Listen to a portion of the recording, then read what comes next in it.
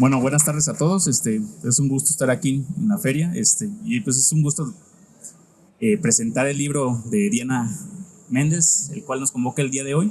que lleva por título Modernización Nacional, Expertise Transnacional. Preparé un breve texto para la ocasión, el cual trataré de leer de manera ágil y para posteriormente proceder a darle la palabra a Diana. Este libro, producto de su investigación doctoral que realizó en el Instituto Mora, resulta una obra de gran relevancia para aquellos interesados en los procesos de formación y consolidación científica que se vivieron en México y América Latina durante el siglo XX. Con una mirada asentada en lo transnacional, la autora logra dar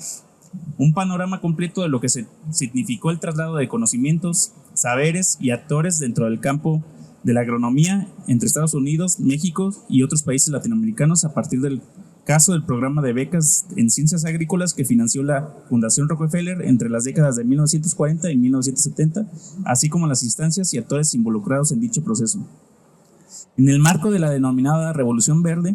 proceso de cambio y transformación de las prácticas tecnológicas agrícolas a partir de la ingeniería y el mejoramiento genético del material biológico, y cuyo propósito era elevar el nivel de producción agrícola a niveles industriales al eficientar el rendimiento de la siembra por hectárea en lugar de aumentar el número de terreno cultivado, Diana en su libro opta por estudiar la forma en que este proceso se dio en el territorio mexicano a partir de los actores que funcionaron como gestores e impulsores del denominado Programa Agrícola Mexicano, iniciativa público-privada que representó el desarrollo de la Revolución Verde en el país. Al poner el acento en la convivencia entre actores estadounidenses y mexicanos que convergieron en dicha iniciativa, la autora muestra cómo esta alianza transnacional significó un pacto en el marco del estrechamiento de las relaciones entre México y Estados Unidos durante la década de 1940 a la luz del ingreso de estas naciones en la Segunda Guerra Mundial y cómo se prolongó durante los años de la Guerra Fría, significando la formalización de un modelo de productividad cercano al modelo capitalista, lo que significó a su vez la transformación de las prioridades y lógicas agrarias promovidas por el Estado mexicano posrevolucionario. El estudio se prolonga hasta finales de la década de 1970 y inicios de 1980, años en el que el cuestionamiento de este modelo productivo dio lugar a su transformación. Para dar cuenta de lo anterior, la autora recurre a una gran cantidad de material de archivo procedente de acervos como el Archivo General de la Nación, el Rockefeller Archive Center, la Bancroft Library, la Natalie Lee Benson Library, el Centro de Estudios del Movimiento Obrero Socialista, entre otros más. A ello se suma la consulta de una gran cantidad de publicaciones periódicas y diarios de la época, además de diversas entrevistas a los becarios y actores involucrados en estos procesos. Esto le ha permitido tener una gran cantidad de perspectivas que teje de forma magistral, lo que ofrece un amplio mosaico de las experiencias que tuvo la denominada Revolución Verde, la profesionalización y especialización de estos becarios, así como la circulación de conocimientos y actores que propició, en un cruce que ofrece tanto la voz institucional como la de los propios becarios, poniendo en relevancia la significación que tuvo esta interacción, así como sus alcances, límites y tensiones. En este caso, Diana realiza un cruce entre los estudios históricos sobre la Revolución Verde, el intercambio académico, las fundaciones estadounidenses en el marco del conflicto bipolar de la segunda mitad del siglo XX, siguiendo la línea de estudios que con anterioridad han cultivado autores como Sebastián Rivera Mead, Cynthia Hewitt, Luisa Boites, Adriana Minor, Rachel Newman, por solo mencionar algunos. A lo largo de las 3 partes y 6 capítulos que conforman el libro, Diana da cuenta tanto de los actores que intervinieron en la conformación del programa agrícola de mediados del siglo XX, así como de las coyunturas nacionales e internacionales que afectaron en su desarrollo. En la primera parte, por los 2 artículos iniciales, ahonda en las condiciones que permitieron la convergencia de intereses económicos, profesionales, científicos y políticos de actores tanto nacionales como internacionales, entre los que estaban agrónomos, políticos, científicos, campesinos, productores de ganaderos, empresarios, académicos, etcétera, y cuya preocupación radicaba en la modernización del campo mexicano, sus prácticas productivas y su transformación social, lo que le permitió el inicio del Programa Agrícola Mexicano en 1941 y la oficina encargada de los estudios científicos, la Oficina de Estudios Especiales, en 1943 como principal instancia encargada de coordinar dicho emprendimiento. En la segunda parte del libro, constituida por los capítulos intermedios, la autora se preocupa por situar y poner rostro y voz a los actores centrales de su libro, los becarios de la Fundación Rockefeller. A partir de una gran cantidad de información proveniente de las entrevistas que realizó a dichos becarios, además de la documentación consultada en los archivos de esta institución estadounidense, es posible comprender el perfil social y académico de los jóvenes que recibieron el financiamiento para realizar sus estudios en las universidades estadounidenses y en menor medida europeas. Resaltando la desigualdad de género en dicha selección, además de sus experiencias estudiantiles y profesionales previas, es posible comprender algunas de las razones por las cuales se les asignó las becas. A su vez, a partir de las experiencias que vivieron durante sus estancias en el extranjero, Diana logra captar tanto el proceso de adaptación al entorno sociocultural en el cual se desenvolvieron durante sus años de estudio, así como muchas de las dificultades y medidas adoptadas tanto por la Fundación Rockefeller como por las mismas universidades para sobrellevar el seguimiento académico y lograr los objetivos del programa de becas. Por su parte, en la tercera parte del libro, estructurada por los 2 capítulos finales, se ahonda en el papel que desarrollan estos becarios en la profesionalización y consolidación de las ciencias agrícolas y biológicas en el entorno mexicano, una vez que regresaron de sus programas de posgrado.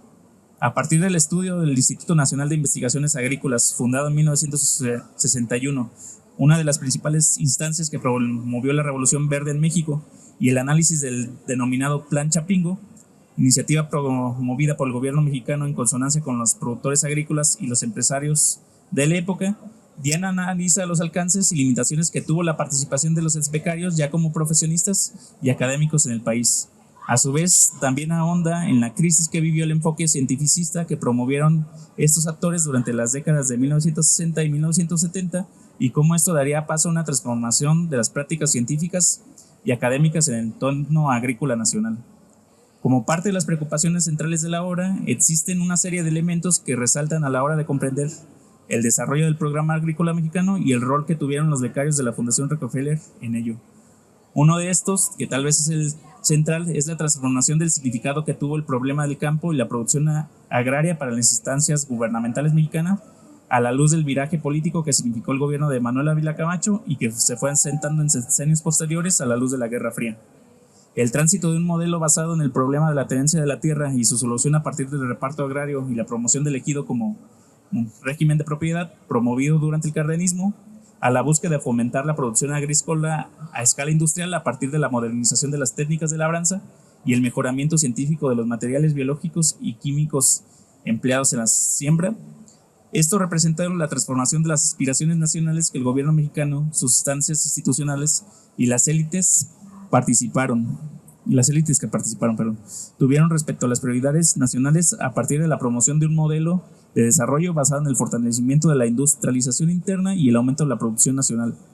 ofreciendo las lógicas de la Guerra Fría respecto a la defensa y promoción de un modelo capitalista de desarrollo en confrontación a un modelo de corte comunista. El desarrollo de la Revolución Verde Mexicana sirvió como un modelo a seguir que causó impacto no solo en el entorno mexicano y latinoamericano, sino que también sirvió como contrapeso gestivo de las disputas geopolíticas propias del entorno denominado Tercer Mundo, aspecto que desarrolla muy bien el autor en su obra. En sentido con lo anterior, otro tópico que resulta elemental del trasfondo contextual del estudio, pero que resulta también esencial para comprender las limitaciones y el término del Plan Chapingo, es la transformación y redefinición de lo científico durante las décadas de 1960 y 1970, tanto en México como en América Latina. A la luz de la Guerra Fría, Diana da cuenta de cómo paulatinamente se fueron transformando las percepciones sobre las prácticas adecuadas en el desarrollo de la agricultura, optando por resituar al campesinado de nuevo al centro del problema social, la procuración de justicia social y la necesidad de adoptar modelos que hicieran caso de las condiciones ambientales y biológicas de los cultivos, quebrando el aparente consenso de la Revolución Verde. Esta situación encaja con una coyuntura de politización de la ciencia en América Latina a partir de las lógicas del conflicto bipolar y el desarrollo de una agenda de los países del tercer mundo, lo que propició que distintas disciplinas cuestionaran sus modelos interpretativos hegemónicos y resaltaran nuevas perspectivas y modelos de práctica, tal como en el caso del científico social como denominativo de intelectual público. Por otro lado, Diana también muestra a profundidad cómo los procesos de profesionalización e institucionalización de las ciencias agrícolas en el entorno mexicano,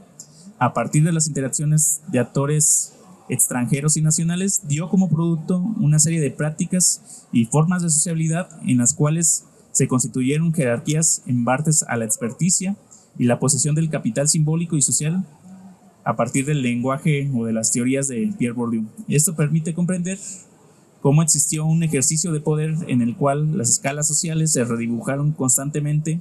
a lo largo de los años estudiados, esto debido a que los actores que se encontraban a la cabeza de las instancias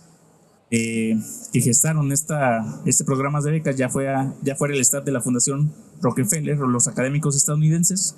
fueron desplazados paulatinamente a partir del retorno de los becarios mexicanos una vez que concluyeron sus estudios en el extranjero. Esto permite acentuar cómo la Revolución Verde se nacionalizó y cómo eso también, además de mostrar la capacidad de acción de estos actores para subvertir el escalafón o negociar en situaciones que les resultaban desfavorables, aunque siempre apelando al juego institucional al cual respondían. Ejemplo de ello son los casos de los becarios que emigraban con sus familias al entorno estadounidense o el hecho de procrear y criar a sus hijos en dicho ambiente. Un elemento más que resulta de vital importancia en la obra es el peso que tuvo la circulación de actores, de conocimientos y producciones científicas en la profesionalización de las ciencias agrícolas en México y el desarrollo de la Revolución Verde. Más allá de las instancias estudiantiles de los becarios en las universidades extranjeras, tema central del libro, Diana también da cuenta de otros canales de comunicación que resultaron fundamentales para el desarrollo del programa agrícola mexicano, desde la colaboración en programas de investigación transnacionales y la promoción de estancias de investigación académica, la construcción de colecciones de muestras y los bancos de material genético, la creación de redes de cooperación profesional, el intercambio de información y muestros de campo, o incluso el traslado de modelos de comunicación y socialización de la información entre especialistas y el público interesado en los temas, resultan aspectos elementales que circularon a través de las fronteras mexicanas, estadounidenses y de otros países. Pero esto no se dio de forma pasiva, sino que la circulación fue en diversas vías, alimentando a las distintas experiencias de la Revolución Verde, influyéndose mutuamente. Un aspecto que también cabe resaltar el trabajo de Diana y que hace presente en diversos momentos es el peso de los roles de género a la hora de comprender la eminente masculinización del gremio de los agrónomos. Desde las prácticas y lógicas militares implícitas en los espacios de formación académica, como la Escuela Nacional de Agricultura o actual Universidad Autónoma de Chapingo, pasando por el enclaustramiento social de la mujer al espacio privado o la limitación de la participación de la mujer en roles como bibliotecarias o en la construcción y clasificación de colecciones científicas y biológicas, Diana ayuda a comprender las lógicas y la constitución de una comunidad científica y profesional masculinizada que perdura en cierta medida hasta el día de hoy. Las pocas mujeres que lograron acceder a las becas de la Fundación Rockefeller, siendo que algunas de ellas gozaban de cierta posición económica privilegiada para lograr congeniar sus actividades familiares con las profesionales, son muestras de las dificultades y condiciones por las que atravesaron estas profesionistas. Pero una vez comentadas las diversas temáticas que conforman este libro, también quisiera plantear una serie de preguntas y dudas que surgen una vez concluida su lectura y que están relacionadas con las experiencias de vida que enfrentaron tanto los becarios en Estados Unidos como los científicos estadounidenses en México. La primera de ellas es el por qué hay una presencia importante de Nikkeis o hijos de japoneses entre los becarios que van desde México hacia Estados Unidos. Resulta el hecho que de esta comunidad migrante, asentada principalmente en ciudades, aunque con destacada presencia rural en zonas como Sinaloa, Sonora o Baja California, sea una de las presencias constantes entre aquellos que obtuvieron apoyos de la Fundación Rockefeller. Por otro lado, también me surge la curiosidad de conocer con mayor detalle la posible interacción que tuvieron aquellos becarios al que llegaron a las universidades de California con la comunidad latina asentada en dicho estado, sobre todo por la fuerte migración mexicana que existió en dicha zona durante las décadas de 1950 y 1960. Para concluir, no me queda más que invitarlos a leer y consultar el libro de Diana Méndez, una obra que saciará la curiosidad de propios extraños, pues su elegante y dinámica escritura hace que este sea accesible tanto para especialistas como para neófitos en el tema.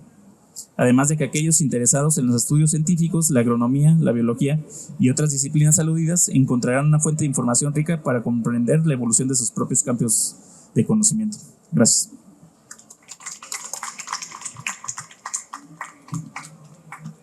Muchas gracias, Joel, por este comentario tan generoso, tan detallado. Y agradezco también a quienes se han sumado a la presentación de este libro en esta gran comunidad lectora que implica la Feria Internacional del Libro en Guadalajara, un espacio que para todos es un gran referente para conocer las novedades editoriales, para seguir cuáles son los temas sobre los que actualmente se está escribiendo e investigando. Me siento muy honrada de que el Instituto Mora nos brindara este espacio en este bello stand para poder hablar un poco a propósito de este libro, que la finalidad es invitarlos a leerlo, invitarlos a consultarlo. Quiero comenzar diciendo que este trabajo recoge lo que fue mi investigación doctoral que desarrollé en el programa de Historia Moderna y Contemporánea del Instituto Mora, y que gracias a una adecuación para presentarlo como libro fue dado a conocer este año a partir de una coedición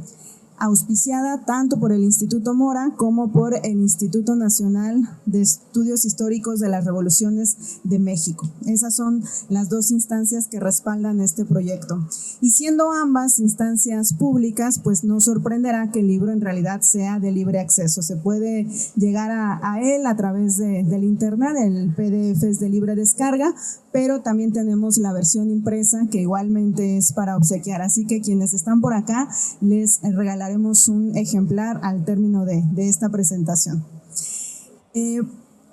Como Joel ha podido mencionar con mucho cuidado, con mucho detalle, el eje del libro se estructura a partir del seguimiento a los que se convirtieron en becarios de la Fundación Rockefeller en México. El centro no son las instituciones, no es el Estado propiamente, no son las profesiones, sino las vivencias, las trayectorias de estos individuos, que cruzan por todas estas otras dimensiones, pero que tienen ante todo el objetivo de poder contar un proceso sobre el que ya se ha escrito mucho, como la modernización del campo mexicano, desde un ángulo distinto, para conocer de una manera más íntima cuáles eran las discusiones, las preocupaciones de aquellos que eran los especialistas que llevarían a cabo este proceso de innovación para el crecimiento de la producción en México. Entre 1940 y 1980, México rebasó su capacidad productiva. Al inicio del 40, México no era un país autosuficiente en términos de producir lo que su población necesitaba consumir, sobre todo si pensamos en maíz, si pensamos en trigo. El resultado de estos procesos de innovación, que hemos dado en llamar como Revolución Verde, es que México sí aumentó su capacidad de producción. Pudo ser no solamente autosuficiente, sino incluso exportar cantidades importantes de granos fundamentales a otros espacios. Es muy documentado un envío masivo de trigo que México hizo en la década de los 60 a la India. Fue una de las ventas mundiales más grandes de la historia del siglo XX de productos agropecuarios. Y el contexto que da base a ese envío masivo, pues es un proceso de escasez y de hambruna que se estaba desarrollando en la India. Entonces, con esto México logra posicionarse en la esfera internacional como uno de los países que tenían la capacidad de apoyar a otros en condiciones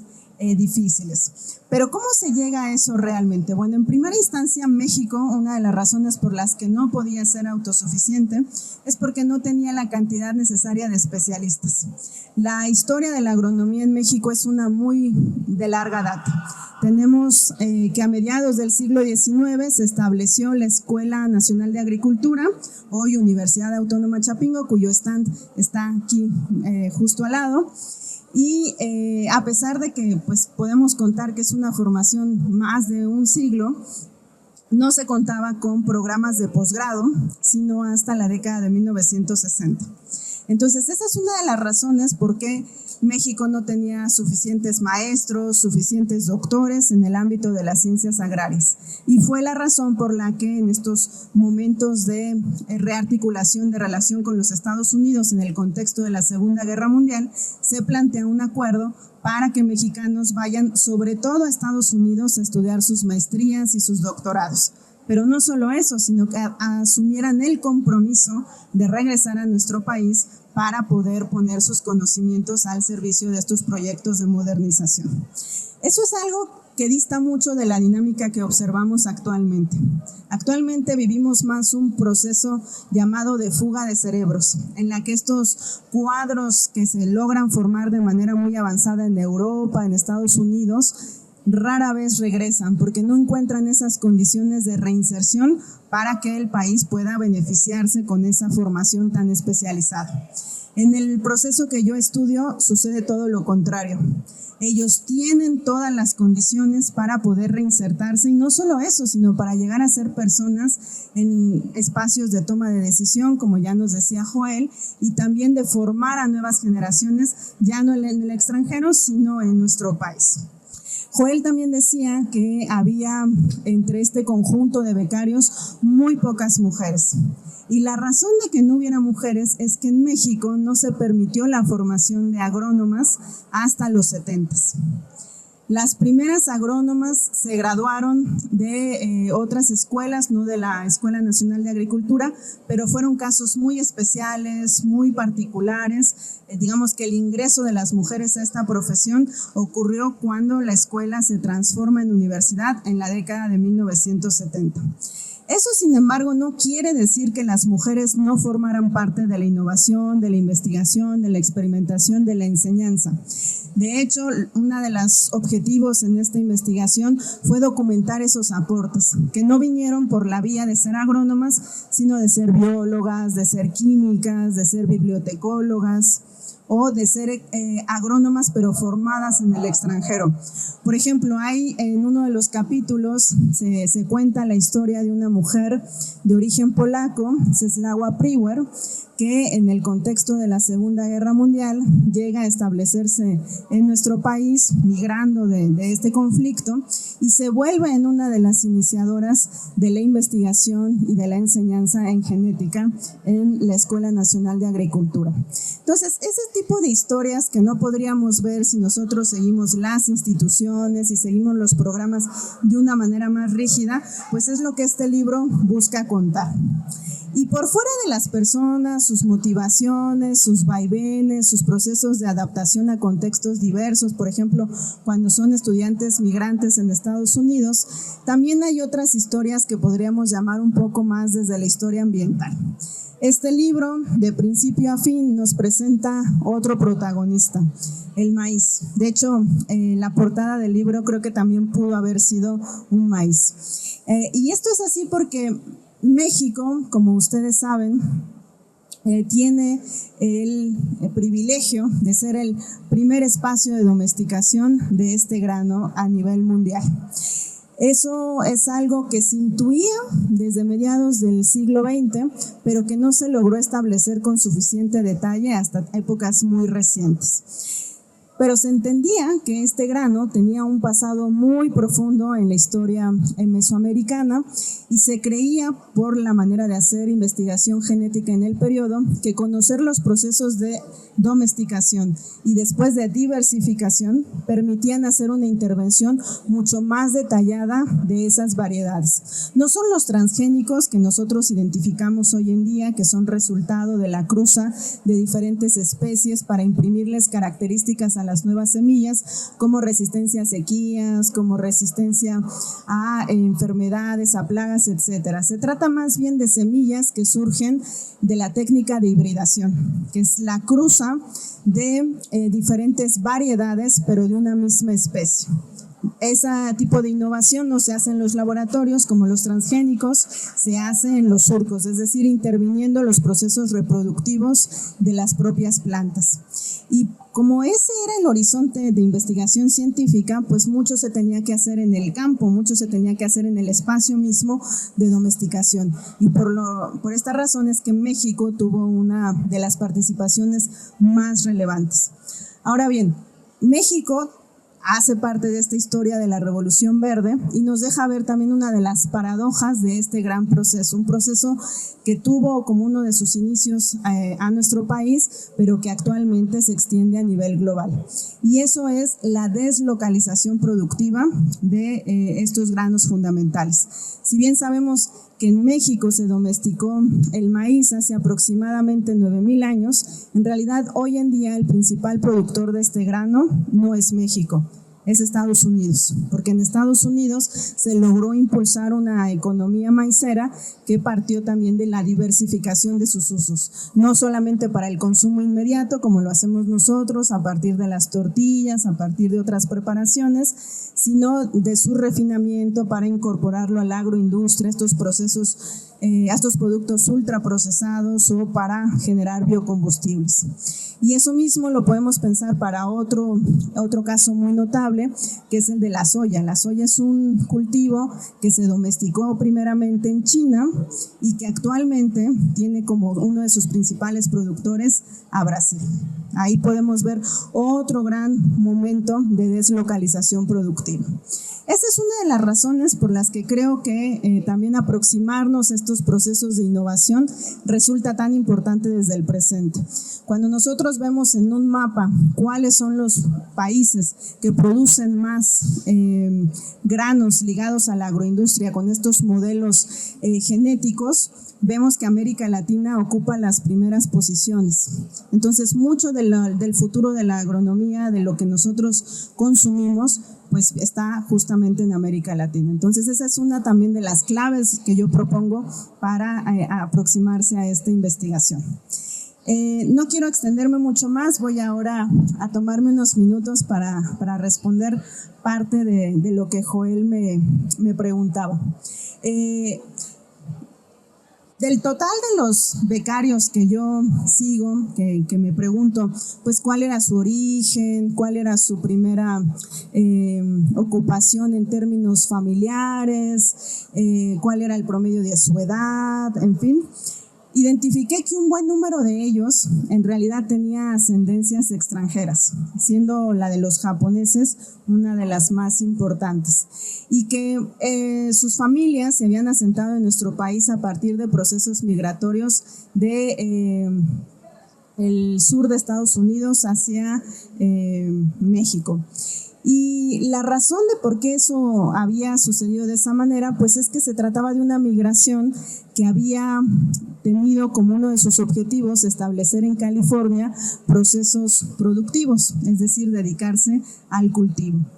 No habían encontrado en algunas ocasiones buenas condiciones para desempeñarse en un medio tan competitivo como lo era la de la agricultura californiana, y habían con ello tenido oportunidad para probar suerte cruzando la frontera hacia nuestro territorio. Acá no solamente algunos relacionados con las familias que yo sigo en esta investigación, sino en un contexto mucho más amplio que ha podido investigar, por ejemplo, Pablo Yankelevich, podemos observar que muchas de estas redes entre japoneses sí tenían también una inclinación empresarial más fuerte. Ahí tenemos, por ejemplo, la producción de flores de ornato o de árboles, siendo, por ejemplo, las jacarandas, ¿no?, una de los elementos más notables y que persisten al día de hoy. Otra pregunta que me hacía Joel tiene que ver con las experiencias de estos mexicanos en California, ¿no? Un espacio que también es muy ocupado por la migración histórica de mexicanos hacia Estados Unidos. Bueno, ahí hay una metáfora que yo tomo de las investigaciones de Rachel Newman que me parece lo resume muy bien. Por un lado tenemos la migración del trabajo manual, los braceros, los que trabajan con sus brazos, y por el otro tenemos esta migración intelectual,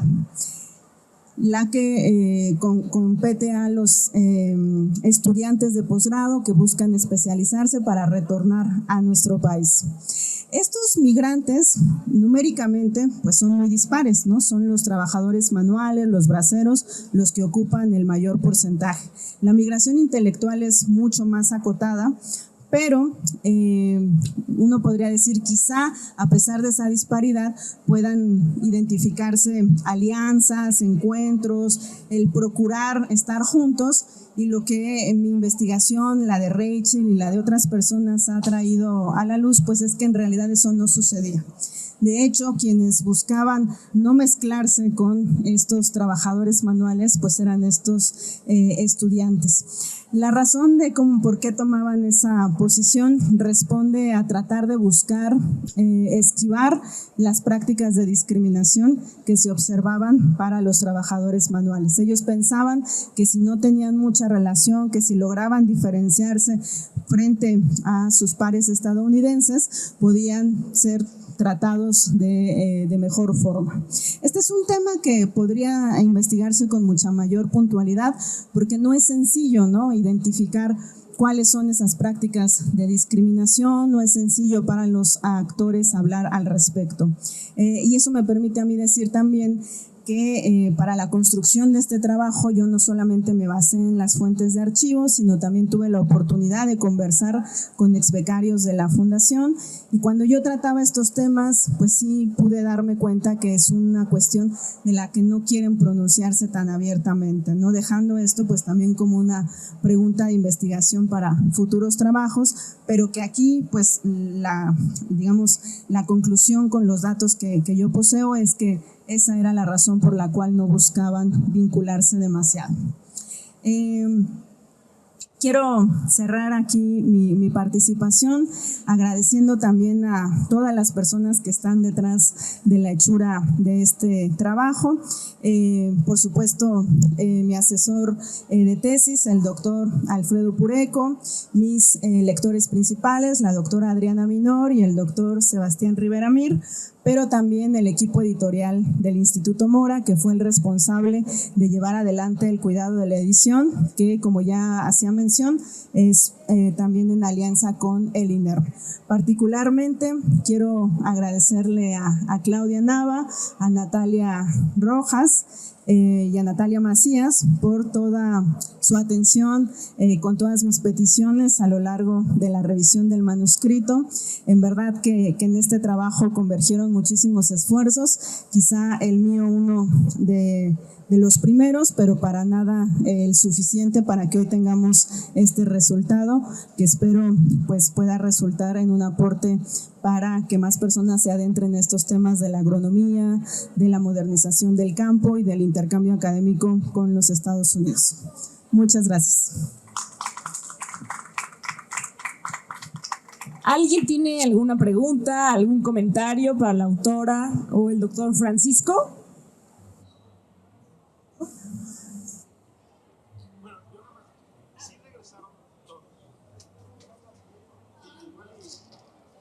La pregunta es si todos los becarios regresaron a México.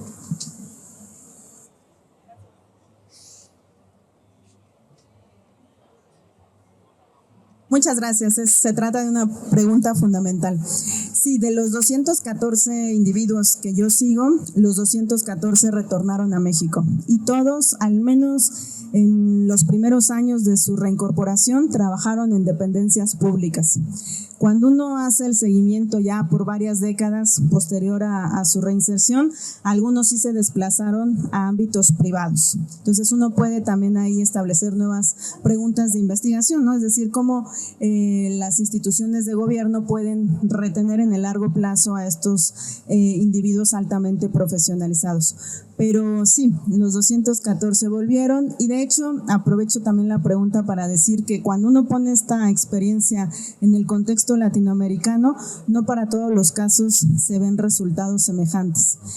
Centroamérica, otras partes de Sudamérica que también recibieron el programa de becas de la Fundación Rockefeller bajo principios semejantes en agronomía,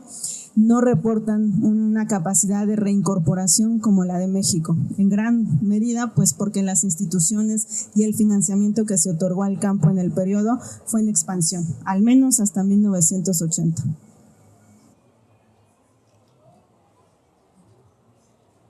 ¿Alguien tiene alguna otra pregunta o algún comentario? Bueno, pues muchas gracias por la participación, doctora Diana, doctor Francisco. Y nuevamente agradecemos su asistencia y los invitamos a seguir participando en las presentaciones del día de mañana que el Instituto Mora tiene preparadas para ustedes. Asimismo, los invitamos a recorrer los anaqueles que disponen a la venta las publicaciones del instituto. Recordamos que la sección de novedades tiene un 30% de descuento. Y pues para quienes no tengan su ejemplar aún, la doctora Diana les va a obsequiar un ejemplar, así es que pasen, por favor, pasen por acá. Muchísimas gracias, doctora y doctor. Un aplauso, por favor.